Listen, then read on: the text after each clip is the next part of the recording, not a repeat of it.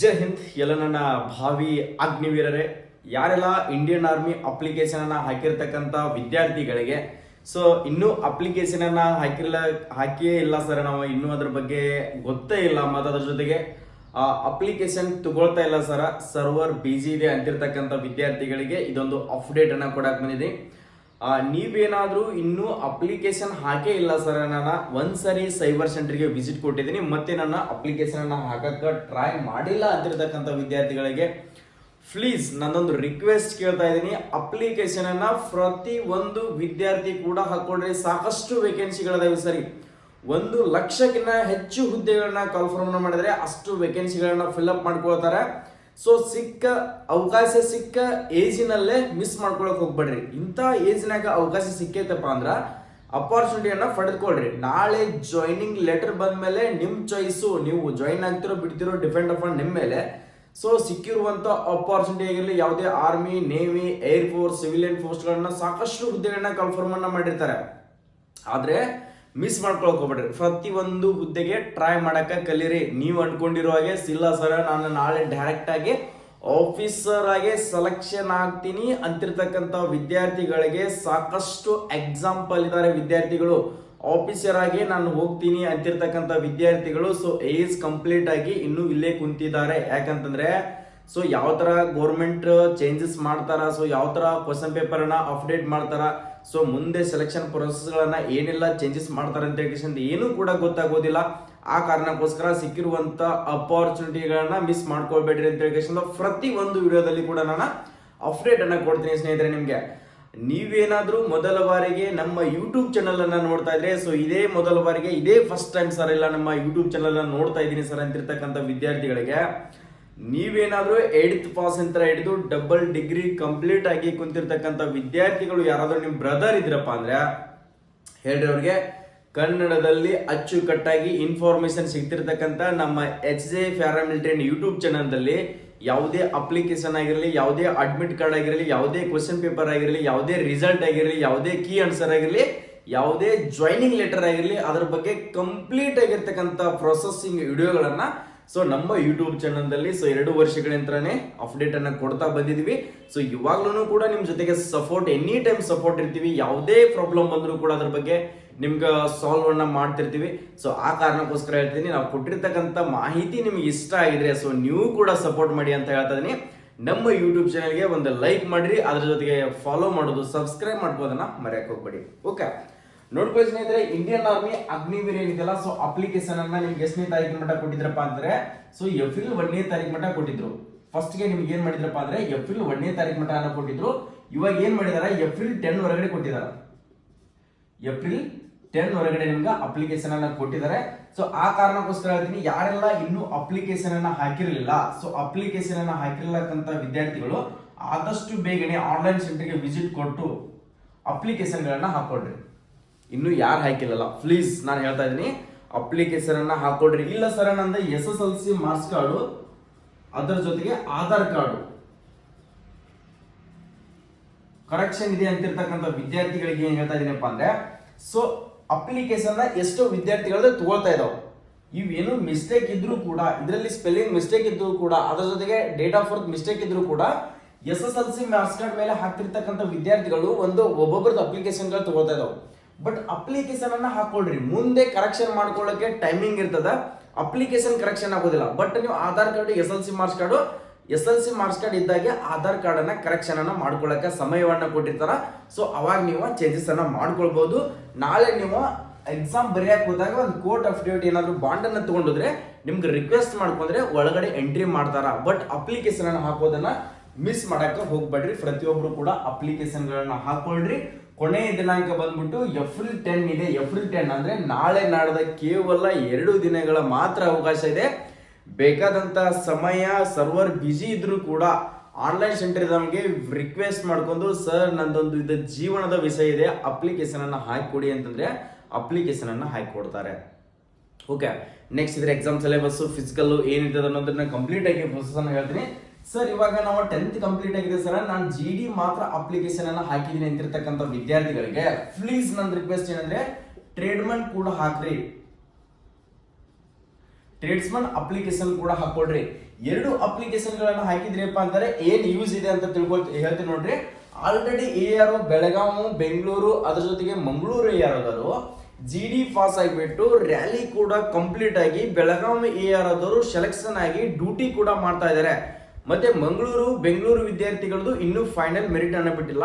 ಆದ್ರೂ ಮತ್ತೆ ಏನ್ ಮಾಡಿದ್ರಪ್ಪ ಅಂತಾರ CEE ಕಾಮನ್ ಎಂಟ್ರೆನ್ಸ್ ಎಕ್ಸಾಮ್ ಅದು ಸೊ ಮತ್ತೊಂದು ಟ್ರೇಡ್ಸ್ಮನ್ ಸೆಕೆಂಡ್ ಲಿಸ್ಟ್ ಅನ್ನ ಬಿಟ್ಟಿದ್ದಾರೆ.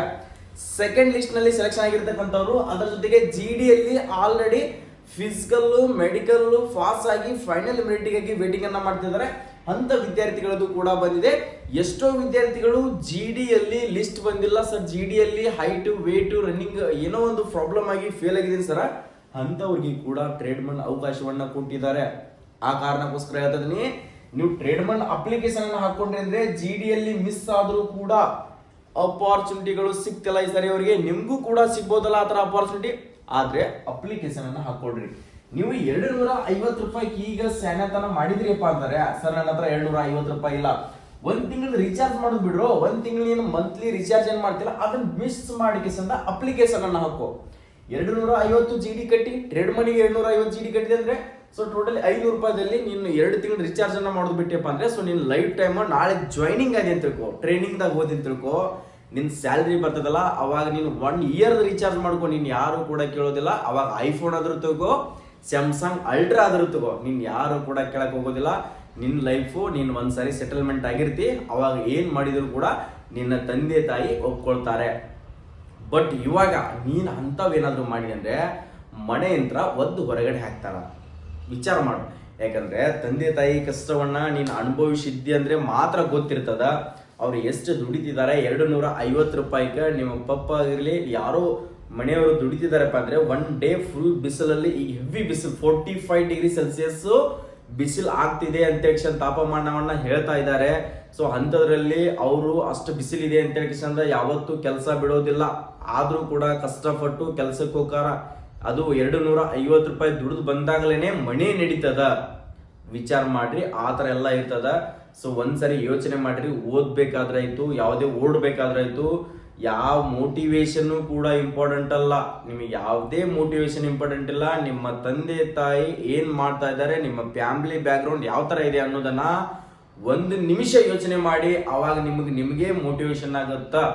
ಸುಮ್ಮನೆ ಮೋಟಿವೇಶನ್ ವಿಡಿಯೋಗಳನ್ನ ನೋಡಿದ್ರಿಂದ ಏನು ಫೈದಾನೂ ಇಲ್ಲ. ಸೊ ನಿಮ್ಮ ಫ್ಯಾಮಿಲಿ ಬ್ಯಾಕ್ ಗ್ರೌಂಡ್ ಯಾವ ತರ ಇದೆ, ನಮ್ಮ ತಾಯಿ ಏನ್ ಮಾಡ್ತಾ ಇದ್ದಾಳೆ ಬಿಸಿಲಲ್ಲಿ, ನನ್ನ ತಂದೆ ಏನ್ ಮಾಡ್ತಾ ಇದ್ದಾನೆ. ಸೊ ಇವಾಗ ಬೆಳಿಗ್ಗೆ ಎದ್ದೆ ಆರಾಮ್ಸಾಗಿ ಹಲ್ಲುಜ್ಜಿ ನಾಷ್ಟ ಮಾಡಿ ನಾನು ಆರಾಮ್ಸೆ ಕೂತ್ಕೊಂಡಿದ್ದೀನಿ. ಆದ್ರೆ ನನ್ನ ತಾಯಿ ಏನ್ ಮಾಡ್ತಾ ಇದ್ದಾಳೆ, ಬೆಳಿಗ್ಗೆ 4:15 ಎದ್ದಾಳೆ, 4:15 ಎದ್ದು ಎಲ್ಲಾನು ಮನೆ ಕೆಲಸ ಮಾಡಿಕೊಂಡು ದನಕರನ ಕೆಲಸ ಮಾಡಿ ಮತ್ತೆ 6:30 7 ಗಂಟೆಯನ್ನು ಹೊಡೆದ ಮನೆಯಲ್ಲಿರ್ತಕ್ಕಂಥ ಅಣ್ಣ ತಮ್ಮ ಅಪ್ಪ ಅಮ್ಮಗ ಅಡಿಗೆ ಮಾಡಬೇಕು. ಗೊತ್ತಾಯ್ತಾ?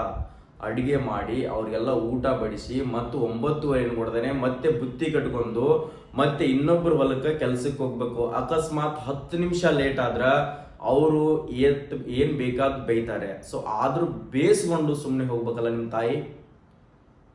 10 ನಿಮಿಷ ಲೇಟ್ ಆದ್ರೆ ಬೈತಾರೆ, ಎಲ್ಲರೂ ಬೈತಾರೆ ಅಲ್ಲಿರ್ತಕ್ಕಂಥ ಕೆಲಸ ಮಾಡಿದವರು.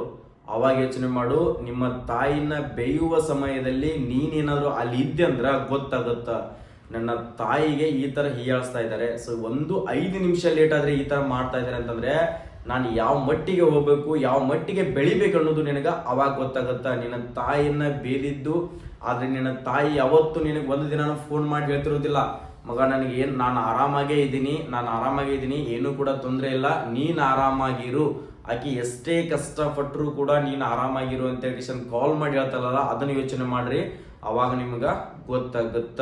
ಸೊ ನಿಮ್ಮ ತಂದೆಗೆ ಎಷ್ಟೋ ಪ್ರಾಬ್ಲಮ್ಗಳಿದ್ರೆ ಹಾಕೊಳ್ಳಕ್ ಅರಿವಿ ಇರೋದಿಲ್ಲ, ಹಾಕೊಳ್ಳಕ್ ಚಪ್ಪಲ್ ಇರೋದಿಲ್ಲ, ಅವರೆಲ್ಲ 6 ತಿಂಗಳಿಗೊಮ್ಮೆ ಕಟಿಂಗ್ ಮಾಡಿಸ್ತಾರ, ನೀವು ತಿಂಗಳದಾಗ ಒಮ್ಮೆ ಕಟಿಂಗ್ ಮಾಡಿಸ್ತೀರಿ. ವಿಚಾರ ಮಾಡ್ರಿ, ನನ್ನ ಮಗ ಆರಾಮಿರ್ಲಿ, ನನ್ನ ಮಗನಿಗೆ ರೀಚಾರ್ಜ್ ಇರ್ಲಿ. ನಿಮ್ಮ ತಂದೆ ರೀಚಾರ್ಜ್ ಫೋನ್ ಇರ್ತದೋ ಇಲ್ಲೋ ಗೊತ್ತಿಲ್ಲ, ಫೋನ್ ಇದ್ರೂ ಕೂಡ 1 ತಿಂಗಳು ರೀಚಾರ್ಜ್ ಮಾಡಿಸಿರ ಮತ್ತೆ 3 ತಿಂಗಳು ಬಿಡೋದು, ಮತ್ತೆ ಆಮೇಲೆ ರೀಚಾರ್ಜ್ ಮಾಡೋದು, ಈ ತರ ನಿಮ್ಮ ತಂದೆ ತಾಯಿಗಳು ಮಾಡ್ತಿರ್ತಾರ. ಬಟ್ ನಿಮ್ಗೆ ಮಂತ್ಲಿ ರೀಚಾರ್ಜ್ ಮಾಡೋದು, ಸೊ ಮಂತ್ಲಿ ಫೋನ್ ಪೇ ಮಾಡಿ ಅಮೌಂಟ್ ಅನ್ನ ಕಳಿಸ್ತಾ ಇರ್ತಾರ. ಅದನ್ನೆಲ್ಲನೂ ಕೂಡ ಯೋಚನೆ ಮಾಡ್ರಿ, ಅಂದ್ರೆ ನಿಮ್ಗೆ ಲೈಫ್ನಾಗ ಸಕ್ಸಸ್ ಆಗಕ್ಕೆ ಕಾಣಕ್ಕೆ ಸಾಧ್ಯ ಆಗುತ್ತೆ. ಇಲ್ಲ ಅಂತಂದ್ರೆ ಯಾವುದೂ ಕೂಡ ಸಾಧ್ಯ ಆಗೋದಿಲ್ಲ. ನಾನು ಹೇಳ್ತಿರ್ತಕ್ಕಂಥದ್ದು ನಿಮ್ಗೆ ಯೂಸ್ ಆಗ್ತಿದ್ದೋ ಬಿಡ್ತಿದ್ದೋ ಗೊತ್ತಿಲ್ಲ. ಸೊ ವಿಚಾರ ಮಾಡ್ರಿ ಒಂದ್ಸರಿ. ಓಕೆ ಸರಿ, ಎಕ್ಸಾಮ್ ಯಾವಾಗ ಇರ್ತದ? ಸೊ ಎಕ್ಸಾಮ್ ಬಂದ್ಬಿಟ್ಟು ಜೂನ್ 1ನೇ ತಾರೀಕಿನಿಂದ ಹಿಡಿದು ಇಂದ 10ನೇ ತಾರೀಕಿನವರೆಗಡೆ ಎಕ್ಸಾಮ್ ಇರ್ತದ. ಜೂನ್ 1 to 15 ವರೆಗಡೆ, 1ರಿಂದ 15ರವರೆಗಡೆ ನಿಮ್ಮ ಎಕ್ಸಾಮ್, ಕಾಮನ್ ಎಂಟ್ರೆನ್ಸ್ ಎಕ್ಸಾಮ್ ಅನ್ನ ಕಂಡಕ್ಟ್ ಮಾಡ್ತೀವಿ ಅಂತ ಹೇಳ್ಯಾರ. ಅಕಸ್ಮಾತ್ ನಿಮ್ದು ಎಕ್ಸಾಮ್ ಡೇಟ್ ಮುಂದೆ ಹೋದ್ರು ಕೂಡ 10 to 20 ಮಟ್ಟ ನಿಮ್ದು ಎಕ್ಸಾಮ್ ನಡೀಬಹುದು. ಓಕೆ, ಅವತ್ತು ಜೂನ್ ದಲ್ಲಿ ನಿಮ್ಮ ಎಕ್ಸಾಮ್ ನಡೀತದ. ಸೊ ಲಾಸ್ಟ್ ವೀಕ್ ಆದ್ರೂ ಆಗ್ಬೋದು, ಫಸ್ಟ್ ವೀಕ್ ಆದ್ರೂ ಆಗ್ಬೋದು, ಸೊ ಮಿಡಲ್ ಆದ್ರೂ ನಿಮ್ಮ ಎಕ್ಸಾಮ್ ನಡೀಬಹುದು. ಸೊ ನೀವು ಏನ್ ಮಾಡ್ಬೇಕಂದ್ರೆ ಹಾರ್ಡ್ ವರ್ಕ್ ಅನ್ನ ಜಾಸ್ತಿ ಮಾಡಬೇಕು. ನೀವು ಅನ್ಕೊಂಡಿರೋಗೆ ಇಲ್ಲ ಸರ್ ಅದರಲ್ಲಿ ನೋಟಿಫಿಕೇಶನ್ ದಲ್ಲಿ ಕೊಟ್ಟಿದ್ದಾರ ಸರ್ 35 ಮಾರ್ಕ್ಸ್ ತಗೊಂಡ್ರೆ ಕ್ವಾಲಿಫೈ ಆಗ್ತೀವ, ಜಸ್ಟ್ ಕ್ವಾಲಿಫೈ ಆಗ್ಬೋದು ದೋಸ್ತ ನೀನ, ಬಟ್ ಫೈನಲ್ ಮೆರಿಟ್ನಾಗ ಬರಕ್ ಸಾಧ್ಯನೇ ಇಲ್ಲ, ಡೈರೆಕ್ಟ್ ಆಗಿ ಹೊರಗಡೆ ಬರ್ತಿ. ನೀನೇನಾದ್ರೂ 35 ಮಾರ್ಕ್ಸ್ ಏನಾದ್ರು ತಗೊಂಡಿಯಪ್ಪ ಅಂದ್ರೆ ನೀನು ಹೊರಗಡೆ ಬರುವಂತ ಚಾನ್ಸಸ್ ತುಂಬಾನೇ ಇರ್ತದ. ನೀನ್ ಫಿಸಿಕಲ್ ನಲ್ಲಿ ನೋಡ್ಕೊಂಡು 100 ಮಾರ್ಕ್ಸ್ ತಗೊಂಡಿಯಪ್ಪ ಅಂತ ತಿಳ್ಕೊ. ಫಿಸಿಕಲ್ ನಲ್ಲಿ ರನ್ನಿಂಗಿಗೆ 60 ಮಾರ್ಕ್ಸ್ ಇರುತ್ತೆ, ಎಕ್ಸಲೆಂಟ್ ಹೊಡೆದಿ. ಪುಲ್ಅಪ್ಸ್ ಕೂಡ 40 ಹೊಡೆದಿ, ಎಕ್ಸಲೆಂಟ್ ಆಯ್ತು. ನೆಕ್ಸ್ಟ್ ಅದ್ರ ಜೊತೆಗೆ ಎಕ್ಸಾಮ್ ನಲ್ಲಿ 35 ತಗೊಂಡೆ ಅಂದ್ರೆ ಸೊ ನಿನ್ ಎಷ್ಟಾಯ್ತು 135 ಸ್ಕೋರ್ ಆಯ್ತು. 135 ಸ್ಕೋರ್ ಆದ್ರೆ ನೀನು ಡಿಸ್ಕ್ವಾಲಿಫೈ ಆಗ್ತೀರಾ. ಏನಿಲ್ಲ ಅಂದ್ರೆ ನಿಂದ 150 ಅಬೋವ್ ಸ್ಕೋರ್ ಇತ್ತಪ್ಪ ಅಂದ್ರೆ ಮಾತ್ರ ನೀನು ಅಗ್ನಿವೀರರಿಗೆ ಸೆಲೆಕ್ಷನ್ ಆಗ್ತೀಯಾ.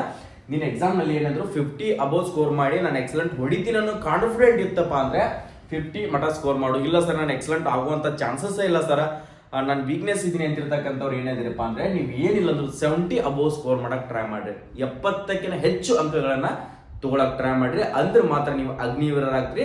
ಸುಮ್ನೆ ಟೈಮ್ ಪಾಸಿಗೋಸ್ಕರ ನಾನು ಎಕ್ಸಾಮ್ ಪಾಸ್ ಆದೆ ಅಂತ ಹೇಳಿಂದ ಊರಲ್ಲಿ ಕಾಲರ್ ಎತ್ಕೊಂಡು ಅಡ್ಡಾಡೋದು ಸುಮ್ನೆ ಟೈಮ್ ವೇಸ್ಟ್.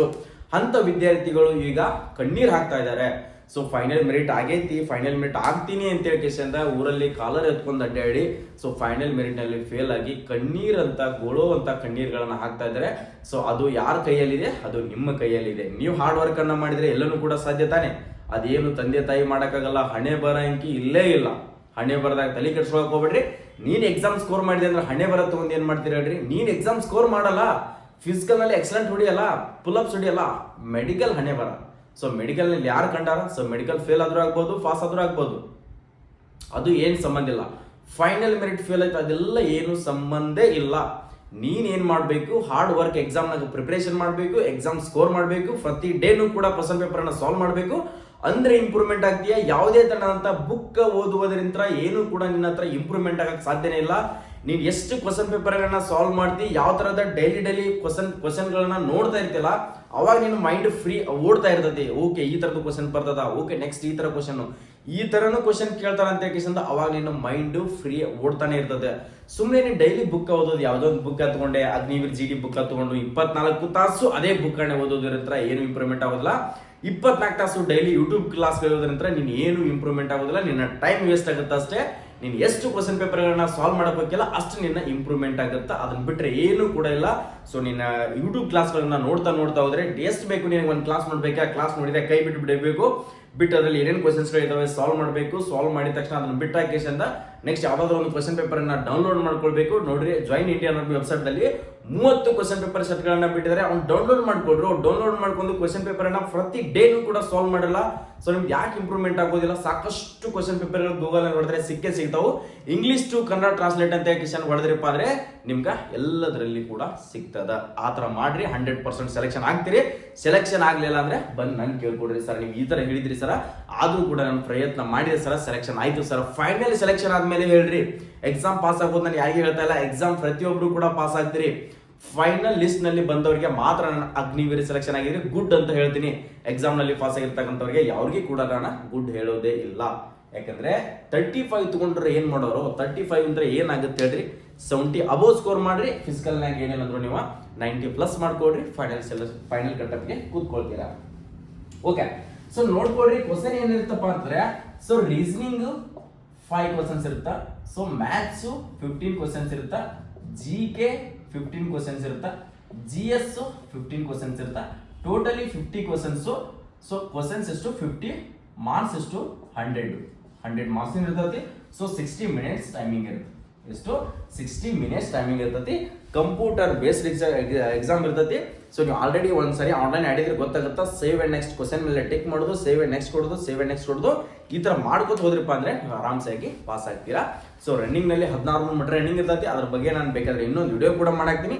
ಇವಾಗ ನಾನು ಕೊಡ್ತಿರ್ತಕ್ಕಂಥ ಅಪ್ಡೇಟ್ ಏನಪ್ಪಾ ಅಂದ್ರೆ, ಅಪ್ಲಿಕೇಶನ್ ಅನ್ನ ಯಾರು ಹಾಕಿಲ್ಲಲ್ಲ ಅಂತ ವಿದ್ಯಾರ್ಥಿಗಳು ಆದಷ್ಟು ಬೇಗನೆ ಅಪ್ಲಿಕೇಶನ್ ಗಳನ್ನ ಹಾಕೊಳ್ರಿ ಪ್ಲೀಸ್. ಓಕೆ, ಸರ್ ಇನ್ನೊಂದು ಕೇಳ್ತಿರ್ತಕ್ಕಂಥ ವಿದ್ಯಾರ್ಥಿಗಳು, ಸರ್ ನಾವು ಇನ್ನೂ ಎಲ್ಲಿ ಕೋಚಿಂಗ್ ಮಾಡಿಲ್ಲ ಸರ್ ನಮ್ಗೆ ಅದ್ರ ಬಗ್ಗೆ ಯಾವ ತರ ಓದ್ಬೇಕಂತಾನೆ ಗೊತ್ತಾಗ್ತಿಲ್ಲ ಅಂತಿರ್ತಕ್ಕಂಥ ವಿದ್ಯಾರ್ಥಿಗಳು, ಸರ್ ನಿಮ್ ಕೋಚಿಂಗಿಗೆ ಬರ್ಬೇಕಂತ ಅನ್ಕೊಂಡಿರ್ತಕ್ಕಂಥ ವಿದ್ಯಾರ್ಥಿಗಳು, ನಮ್ಮ HJ ಡಿಫೆನ್ಸ್ ಅಕಾಡೆಮಿ ಬಾಗಲಕೋಟೆ ನಮ್ಮ ಕೋಚಿಂಗ್ ದಲ್ಲಿ ಆಲ್ರೆಡಿ 2 ಬ್ಯಾಚ್ ಕಂಪ್ಲೀಟ್ ಆಗಕ್ ಬಂದು. ಸೊ 3ನೇ ಬ್ಯಾಚ್ ಅಡ್ಮಿಷನ್ ಗಳನ್ನ ತಗೊಳ್ತಾ ಇದೀವಿ. ನಾಳೆನೆ ಕೊನೆಯ ದಿನಾಂಕ. ಅಡ್ಮಿಷನ್ 10ನೇ ತಾರೀಕಿನ ನಂತರ ಪ್ರಾಪರ್ಲಿ ಕ್ಲಾಸ್ಗಳು ಸ್ಟಾರ್ಟ್ ಆಗ್ತಾ ಇದಾವೆ. 3ನೇ ಬ್ಯಾಚ್ ಇಂದು 2 ತಿಂಗಳ ಕೋರ್ಸ್ ಇರ್ತೈತಿ. ನಮ್ಮ ಹತ್ರ ನೋಡ್ಕೊಡ್ರಿ, ನುರಿತ ಶಿಕ್ಷಕರಿಂದ ಎಕ್ಸಾಮ್ ಪ್ರಿಪರೇಷನ್ ಅನ್ನ ಮಾಡಿಸ್ತಾ ಇದೀವಿ. ಡೈಲಿ ಕ್ಲಾಸ್ಗಳಾಯ್ತು, ರೀಸನಿಂಗ್, ಮ್ಯಾಥ್ಸ್, GK, GS. ಅದ್ರ ಜೊತೆಗೆ ನಿಮ್ಗೆ ಡೈಲಿ ಎಕ್ಸಾಮ್, ದಿನಾನು ಕೂಡ ಎಕ್ಸಾಮ್ ಒಂದು ಕಂಡಕ್ಟ್ ಅನ್ನ ಮಾಡ್ತೀವಿ. ಅದ್ರ ಜೊತೆಗೆ ಮೇನ್ ಇಂಪಾರ್ಟೆಂಟ್ ಎಕ್ಸಾಮ್ ಬಗ್ಗೆ ಹೇಳಿದೀನಿ, ಡೈಲಿ ಎಕ್ಸಾಮ್ ಗಳನ್ನ ಕಂಡಕ್ಟ್ ಮಾಡ್ತೀವಿ. ಅದ್ರ ಜೊತೆಗೆ ನಿಮ್ಗೆ ಫಿಸಿಕಲ್ ಟ್ರೈನಿಂಗ್ ಕೂಡ ಇರ್ತದೆ. ಡೈಲಿ 1 ಟೈಮ್ ಫಿಸಿಕಲ್ ಟ್ರೈನಿಂಗ್ ಇರ್ತದ. ನೀ ಎಂತ ವೀಕ್ನೆಸ್ ಇದೆಯಂದ್ರೂ ಕೂಡ ನಿನ್ನ ಎಕ್ಸಲೆಂಟ್ ಹೊಡಿಯೋ ತರ ನಾವು ಫಿಸಿಕಲ್ ರೆಡಿ ಮಾಡಿಸ್ತಾ ಇದೀವಿ. ಯಾಕಂದ್ರೆ ಡಿಸ್ಟ್ರಿಕ್ಟ್ ಸ್ಟೇಡಿಯಂ ಮೇನ್ ಇಂಪಾರ್ಟೆಂಟ್, ಜಿಲ್ಲಾ ಕ್ರೀಡಾಂಗಣ ನಮ್ಮ ಬಾಗಲಕೋಟ್ ಡಿಸ್ಟ್ರಿಕ್ಟ್ ಸ್ಟೇಡಿಯಂದಲ್ಲಿ ರನ್ನಿಂಗ್ ಮಾಡಿರ್ತಕ್ಕಂಥ ವಿದ್ಯಾರ್ಥಿ ಇನ್ನು ಯಾರು ಕೂಡ ರನ್ನಿಂಗ್ ಫೇಲ್ ಆಗೇ ಇಲ್ಲ ಅಂತ ಹೇಳ್ತಾ ಇದೀನಿ. ಸೊ ಆ ಕಾರಣಕ್ಕೋಸ್ಕರ ನಮ್ಮ ಡಿಸ್ಟ್ರಿಕ್ಟ್ ಸ್ಟೇಡಿಯಂ ಅಲ್ಲಿ ಒಂದ್ಸರಿ ರನ್ನಿಂಗ್ ಹೊಡೆದ್ ನೋಡ್ರಿ, ನೀವು ಬೇಕಾದಂತ ಗ್ರೌಂಡ್ ಕೊಟ್ಟರು ಕೂಡ 100% ಪಾಸ್ ಮಾಡ್ಕೊಳ್ತೀರಾ. ಆ ಕಾರಣಕ್ಕೋಸ್ಕರ ಫಿಸಿಕಲ್ ಇರ್ತದೆ, ಎಕ್ಸಾಮ್ ತರಬೇತಿ ಇರ್ತದೆ, ಹಾಸ್ಟೆಲ್ ವ್ಯವಸ್ಥೆನೂ ಕೂಡ ಇದೆ ನಮ್ಮ ಹತ್ರ. ಪ್ರತಿ ವೀಕ್ಲಿ ಸ್ವಿಮ್ಮಿಂಗ್ ಟೆಸ್ಟ್ ಕೂಡ ನೀವೇನಾದ್ರೂ ಹೈಟ್ ಇಂಪ್ರೂವ್ಮೆಂಟ್ ಆಗ್ಬೇಕು ಅನ್ಕೊಂಡಿದ್ರಪ್ಪ ಅಂದ್ರೆ, ಸೊ ಅದ್ರ ಚೆಸ್ಟ್ ಗಿಸ್ಟ್ ಎಲ್ಲ ಇಂಪ್ರೂವ್ಮೆಂಟ್ ಅದೆಲ್ಲನೂ ಕೂಡ ನಾವು ಇಂಪ್ರೂವ್ಮೆಂಟ್ ಗಳನ್ನ ಮಾಡಿಸ್ತಾ ಇದೀವಿ.